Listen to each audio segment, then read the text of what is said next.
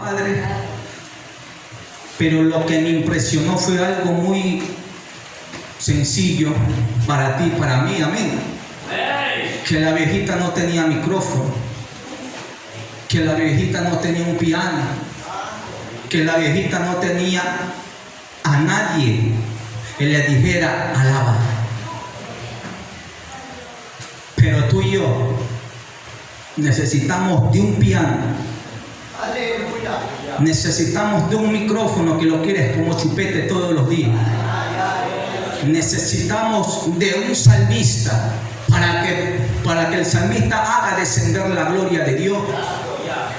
Pero no podemos, como dijo la alabanza, me dijo mi hermano Daniel, no le podemos dar el mejor sacrificio de alabanza al Rey de Reyes y Señor de Señores.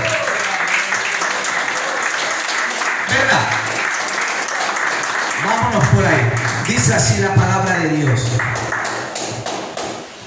En el versículo 30 me habla y me dice: y se le acercó mucha gente que traían consigo cojos, ciegos, mudos y mancos, y los sanó. Amén. ¿Qué hizo? Los sanó. Ahora mi pregunta es: ¿habrá algo imposible para Dios? ¿Habrá algo imposible para Dios? ¿Y por qué dudas todavía del poder de Él? ¿Por qué todavía no confías que Él puede hacer lo que tú estás pidiendo? ¿Por qué todavía tienes tú esa enfermedad en tu cuerpo? ¿O por qué todavía te está causando daño la tentación o la tempestad o la tormenta que ha rodeado tu vida? ¿Habrá algo imposible para Dios? No. Amén. Dios es bueno. Dios lo puede hacer todo, pero es necesario un corazón que le crea al Padre.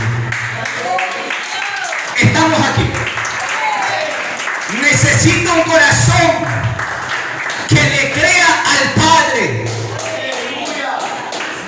Yo no sé si tú le crees. No sé si tú le estás creyendo esta noche que Él está aquí. Yo no sé si tú quieres el poder de Dios en tu vida, pero es necesario creerle a Él. Yo no sé si tú quieras que esa enfermedad se sane de tu cuerpo, pero es necesario de creerle a Él. Es necesario de decirle: Padre, mírame aquí. Padre, si tú quieres puedes limpiarme. Padre Santo, Señor amado, heme aquí humillado delante de ti. Pero lo que yo tengo entendido y he comprendido, que Jesús sana cuando tú reconoces tu enfermedad. ¿Verdad? Cuando uno reconoce la enfermedad, va hacia el doctor. ¿O no? Cuando tú sientes un dolor por los riñones, puede ser cálculo, pero tú ya lo estás sintiendo y ya tú tienes la necesidad o el deseo de ver qué es, que te chequee un doctor, ¿verdad? Entonces yo me hago esta pregunta: la enfermedad viene relacionada con la enfermedad del pecado para un cristiano, ¿verdad? Entonces es necesario reconocer y estar atento cuando estamos enfermándonos del pecado. Entonces es necesario que tú y yo nos demos cuenta que no es normal que teniendo mujer estemos mirando a otra persona. Es necesario que tú y yo entendamos que no es normal que viniendo a la casa de Dios predicamos la palabra y hacemos lo contrario de lo que predicamos. ¿Estamos aquí? Es necesario de poner los dos pies dentro de la iglesia. No seas como el cojo de la hermosa. Uy, me salió. No es con nadie. Con el cojo de la hermosa, amén, ¿verdad? A ese hombre lo llevaban y lo sentaban fuera del templo, ¿verdad? Si me equivoco me corrigen, amén. Lo traían y lo sentaban fuera de la iglesia, ¿verdad? Entonces un cojo no entra a una iglesia, pero un cojo tampoco se va de la iglesia. Y un cojo necesita a alguien para que lo traiga, y depende de ese alguien Si lo hace entrar a la bendición o lo deja pidiendo limosna allá afuera. Yo no sé con qué gente tú te estás relacionando en estos tiempos, pero es necesario que te juntes con gente que tenga el mismo espíritu. Tú necesitas de alguien que te conecte con Dios, de alguien que te diga eso está mal, de alguien que te diga anda a la casa de mi padre.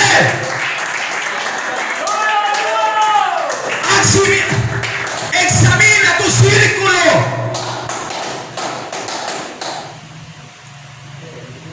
¿Verdad? Y a mí la Biblia me habla en el versículo 15, versículo 30, que Jesús sanaba a los cojos, ¿verdad? A un ciego también lo sana, a un manco, ¿verdad? Entonces mi pregunta, Jesús yendo para aquella aldea, al lado del mar de Galilea, me habla y me dice que Jesús no llegó directamente a predicar. Me habla y me dice que Él se sentó allí, ¿verdad? Entonces, ¿qué pasa? Al maestro lo conocían, ya habían escuchado hablar de Él, los milagros que Él hacía. Él no tenía la necesidad de ir a tocar puertas para que le abran. Él no tenía la necesidad de sobarte el hombro para que tú me acompañes a hacer las cosas que individuo, lo que no tenía que hacer.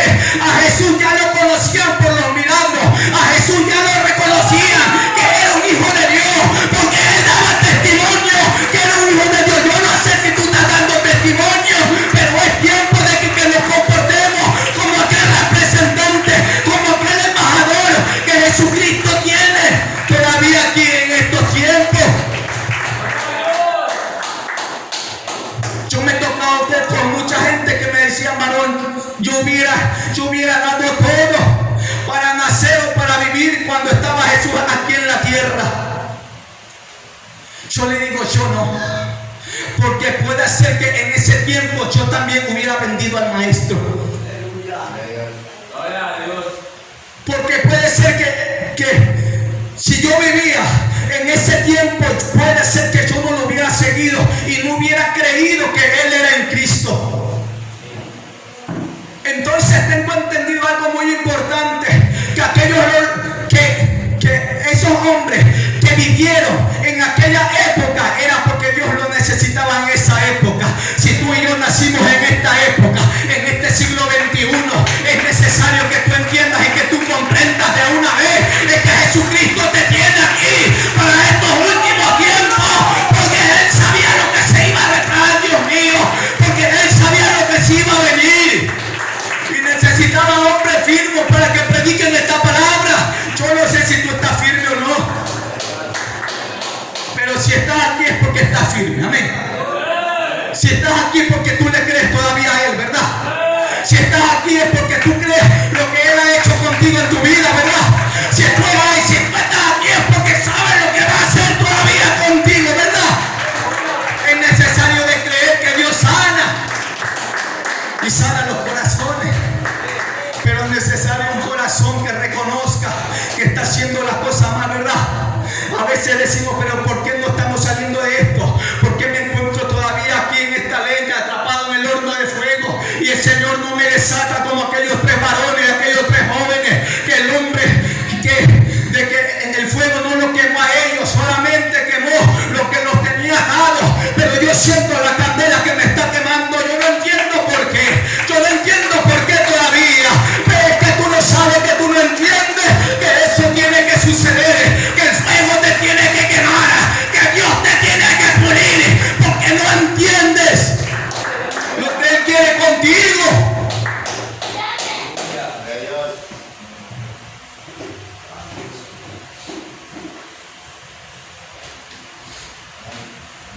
Para ser sanos hay que reconocer que estamos enfermos. Y para ser salvos necesitamos reconocer que estamos en pecado y que necesitamos de la salvación. Yo sé que a ti no te gusta esta palabra.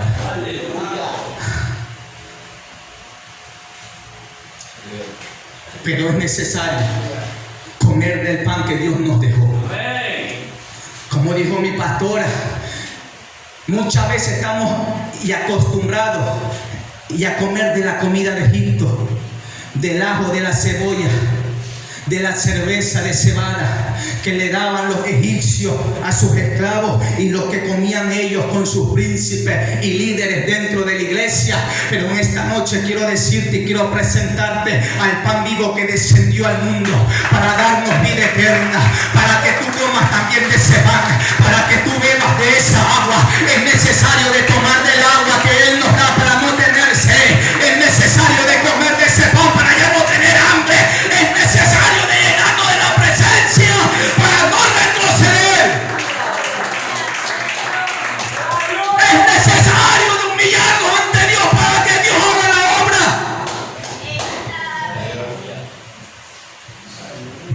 En el libro de Ezequiel, Dios le dice a Ezequiel: levántate que yo te he puesto como un profeta. Que haces sentado ahí? ¿Qué te pasa? ¿Por qué no reaccionas? ¿Qué no ves lo que están haciendo los sacerdotes dentro de mi pueblo? ¿No ves qué están haciendo los líderes, los príncipes llamados líderes en aquellos tiempos? ¿No ves lo que está haciendo el profeta? Anda y amoléstalo, métete ahí y háblale fuerte.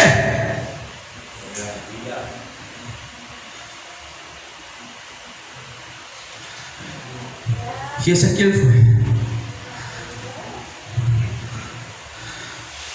Esta Jerusalén es una escoria. ¿Qué están haciendo tú y tus líderes y tus profetas? Pero los profetas se escudaban porque eran profetas diciendo que todo estaba bien, tranquilo, que aquí no pasa nada. Es que tú no ves, es que tú no entiendes que tus príncipes están derramando sangre inocente aquí en Jerusalén. Es que tú no entiendes que tus sacerdotes están vendiendo la palabra. ¿Por qué me estás diciendo que todo está bien? ¿Por qué me estás diciendo que todo está bien? Ay, el que se hace amigo del mundo se va a hacer enemigo de Dios. Cuidado. En Nehemías me habla que aquel hombre dijo, convocó a todos los sacerdotes, convocó a todos los líderes, convocó a todos los príncipes, a ver, ven acá, reúnete ahí que quiero hablar con todo ese pueblo de Israel. ¿Qué es lo que está pasando? ¿Qué es lo que está sucediendo? ¿Por qué me estás trayendo el mundo dentro de la iglesia? ¿Qué es lo que te pasa? Yo me fui y tú has hecho esto, una casa de burdel. Tú me estás convirtiendo la casa de Dios en una plaza. ¿Qué es lo que está pasando?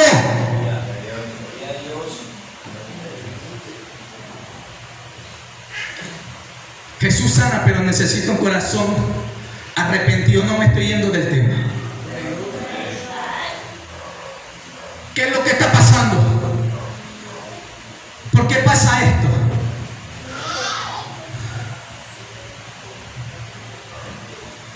¿Por qué me has metido aquel hombre llamado Tobías aquí dentro de la iglesia y con él has traído su mueble de comodidad? Y me has sacado los utensilios de Dios. Me has sacado el aceite de Dios. Me has sacado todo lo que le pertenecía a la casa de Dios. Las boté afuera y has traído la silla, has traído la mesa, has traído los muebles para que estés cómodo aquel varón.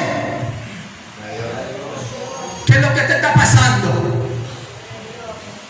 Sácame todo eso afuera.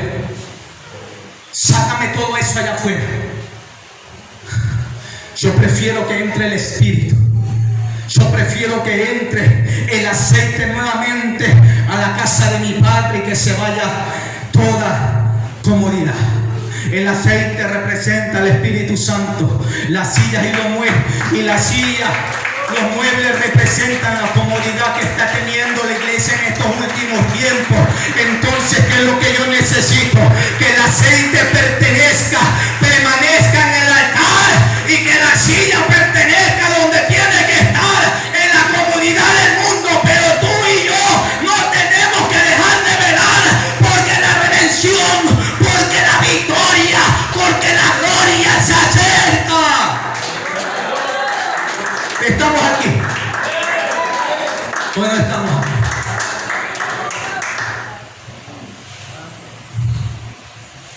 Sácame todo eso allá afuera. Trae para acá y tráeme a los líderes acá que yo la oración.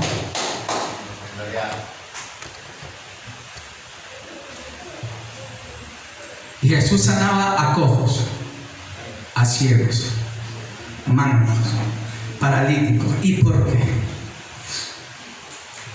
Aquellos hombres, los familiares, me imagino, viendo lo que llegó el maestro y se sentó, dijeron en sí: bueno, está el maestro, los que lo conocían, está el maestro, lo que habían escuchado el poder de él, ahí está el maestro, y mi hijo está paralítico, ahí está el maestro, y mi hijo sigue siendo. Yo me imagino que en ese tiempo, cuando Jesús todavía no llegaba allí, esos enfermos estaban físicamente y visiblemente expuestos a todo el mundo, y ellos necesitaban ser sanados. Y aquellos enfermos, me imagino que con su plata mismo visitaron muchos lugares, pero no pudieron sanar. Entonces, ¿qué dijeron los familiares? Le conversaron: mira que llegó Jesús de Nazaret. Sí, ese nazareno que dicen que sana, dice que levanta, dice que restaura, dice que levantó a Lázaro. Entonces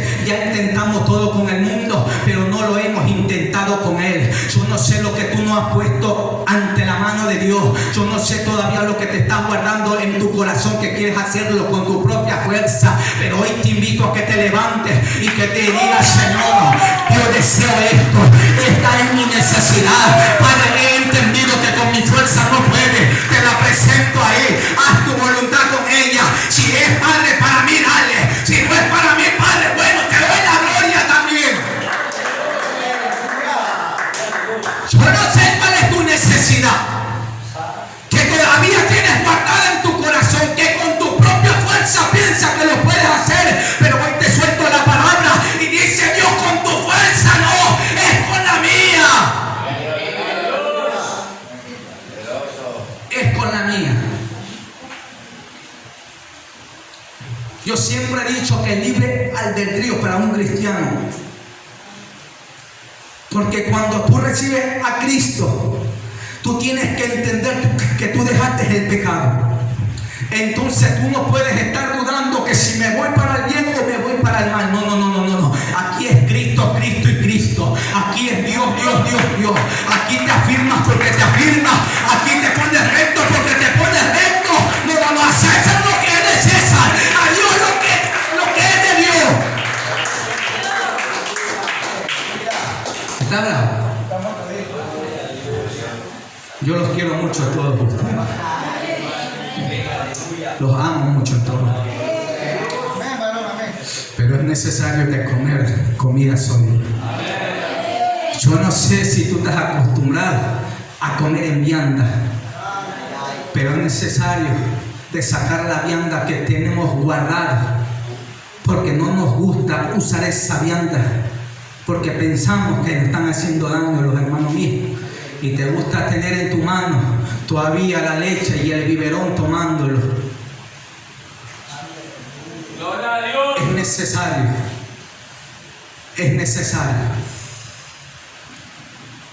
A César lo que es César, a Dios lo que es de Dios. Isaías dijo: si Dios es tu Dios, síguelo. Y si Baal, ir en pos de él. Y entonces, ¿cuál es tu Dios? El mío es el que resucitó. El mío es el que viene pronto. El mío es el que va a descender. El mío es el que me está preparando una mansión allá arriba.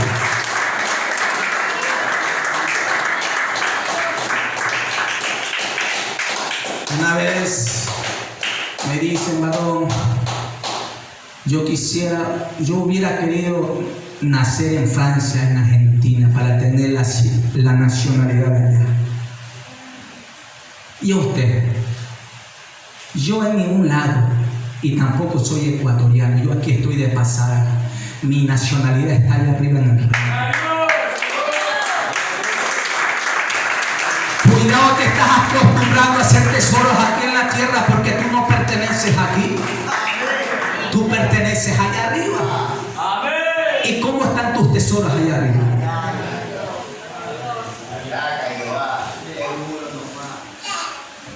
Entonces yo me imagino a aquellos hombres, a aquellas mujeres intentando ser sanados por sus propias cuentas, ¿verdad? es necesario. Y estos hombres sacaban sus dinero, iban a un lado, iban a otro lado, me imagino, pero nunca dieron cura. Como la mujer de flujo de sangre que le vendió todo, pero nunca la sanaron. Y aquellos hombres, reconociendo que ellos estaban enfermos y que ellos necesitaban de una sanidad. De una sanidad. Muchos dicen de que los que vendieron a nuestro Señor Jesucristo fueron los mismos que fueron sanados. No todos, sino algunos, ¿verdad? Entonces es necesario saber qué queremos. Si la sanidad o queremos aquel que sana. Porque llega un momento que venga un hombre de Dios, toque tu vida y dice: tú eres sanado, pero tú no te sanas. Entonces, porque tú veniste por la sanidad, Dios ya no va a ser Dios para tu vida. Pero si tú buscas aquel que puede dar la sanidad, que puede dar la victoria, aunque Él no sane, para ti sigue siendo Dios.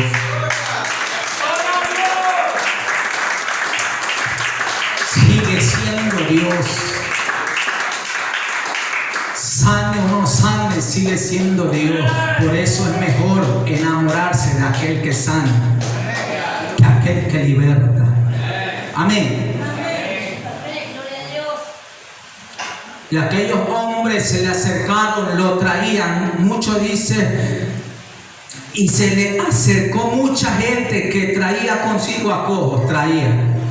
Sus familiares los traían. Los que no podían valerse por sí mismos, dice que sus familiares, no sé, su mamá, su papá, su tío, lo traían. Y aquellos que podían solamente ir hacia el maestro se le acercaban para que Jesús sanara, ¿verdad? Pero dice la palabra de Dios que se le acercó mucha gente que traía consigo a cojos, ciegos, mudos, mancos, otros muchos enfermos, y los pusieron a los pies de Jesús y los sanó. De manera que la multitud se maravillaba viendo a los mudos hablar, a los mancos sanados, a los cojos andar, a los ciegos ver, y glorificaron a Dios de Israel. Amén. ¿Verdad?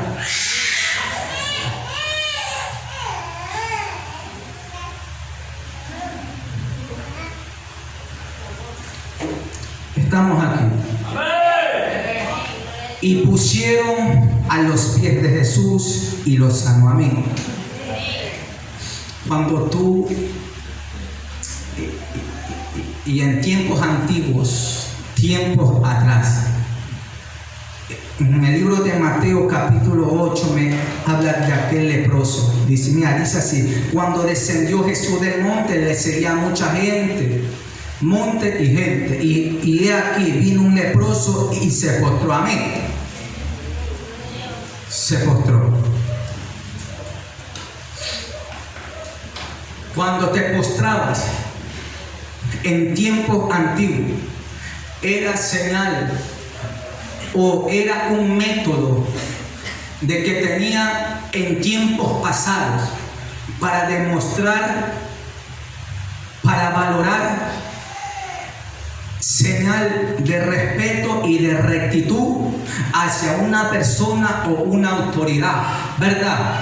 Entonces, cuando este leproso se postra delante de Dios, él está diciendo: Padre, me estoy humillando delante de ti, ¿verdad? La palabra postrar, la palabra humillación viene relacionada con la adoración ante Jehová. Entonces, ¿qué es lo que quiere decir? Que cuando tú te postras, tú estás diciendo: Padre, te doy mi mejor alabanza, Daniel dijo: da tu mejor sacrificio en alabanza. Entonces ellos no solamente le estaban diciendo: Jesús, sáname. Él estaba diciendo, con su acto de reverencia, se postraban de rodillas, y cuando él les decía: Señor, sáname, ellos estaban diciendo: Padre, te doy mi mejor adoración. Padre, si tú quieres puedes sanarme, si tú quieres puedes limpiarme, pero si tú no quieres, tranquilo, no pasa nada. Entonces me dice que le traían mucho, pero ninguno vino con exigencia. Muchos se lo pusieron ahí, pero ninguno le exigió a Jesús. Lo pusieron ahí, pero ninguno le reclamó que por qué yo había nacido así. Lo pusieron delante a ellos, pero ninguno le dijo con altivez o reclamándole que por qué estoy de esta manera. Solamente se pusieron ante los pies del Maestro. Y solo basta esa posición para que el Maestro te oiga. Pero estamos viviendo en unos tiempos donde se nos hace difícil hacer lo que los enfermos de aquella época hacían, que era reconocer que estábamos equivocados, era reconocer que necesitábamos de Jesús, era reconocer que estábamos enfermos, era reconocer que estamos muertos en delitos y en pecados, pero así aún no queremos reconocer que lo necesitamos al Rey de los cielos.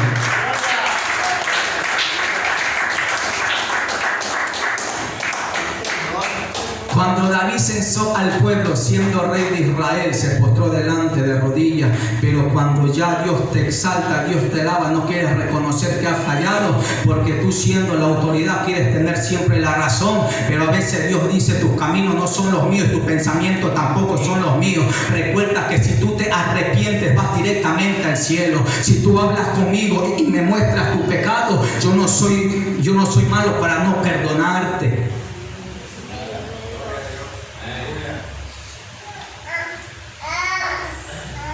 Ahora, autoridades que se están minando sus títulos en el pecho y no reconocen que están equivocados.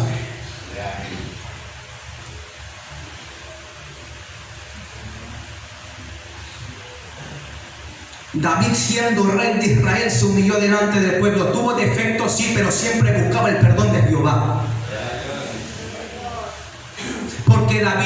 Porque David reconoció que cuando censó ese pueblo, él actuó locamente, y porque él actuó locamente, la consecuencia no solamente era para él, sino también era para los que venían atrás de él. Vámonos por ahí un ratito.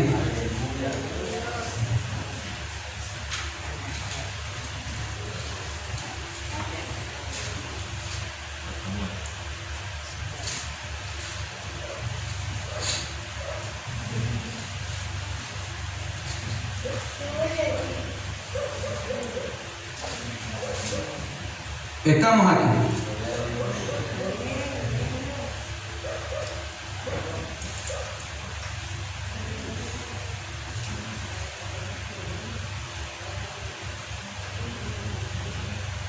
Primera de Reyes, ¿verdad?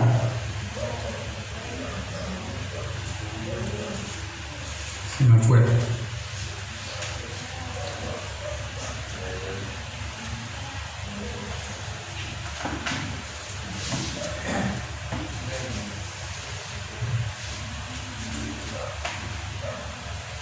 Si tú no llegaste, me dices, ¿verdad?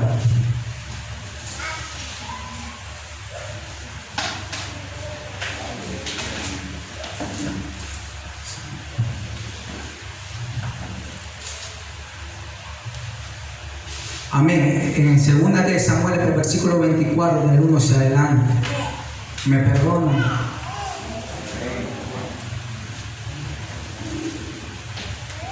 Amén. Estamos ahí.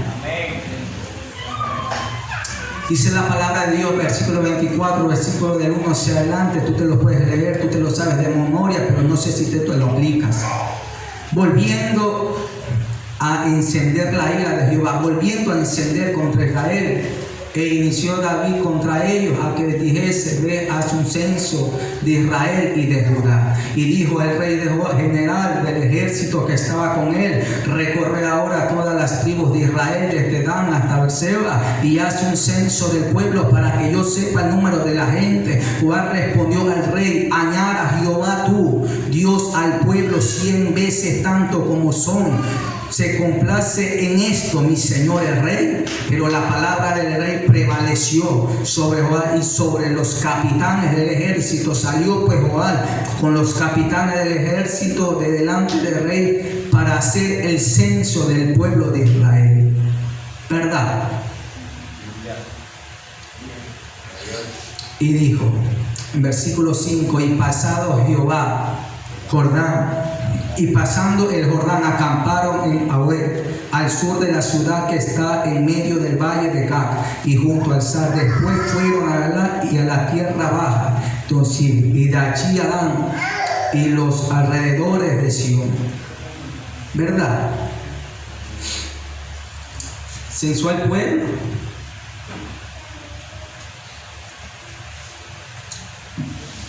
David, no hagas eso.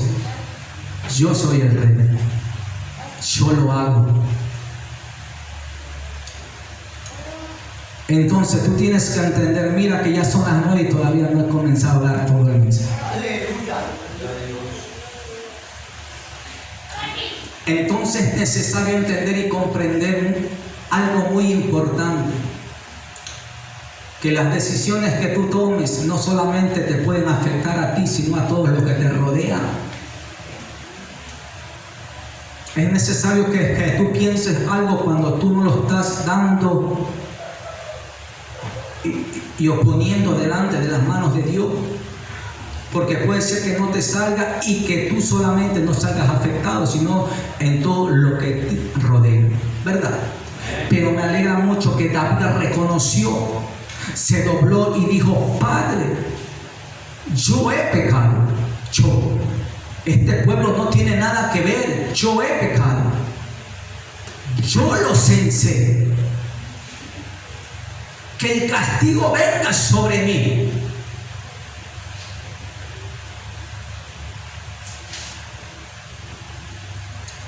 Elige tú.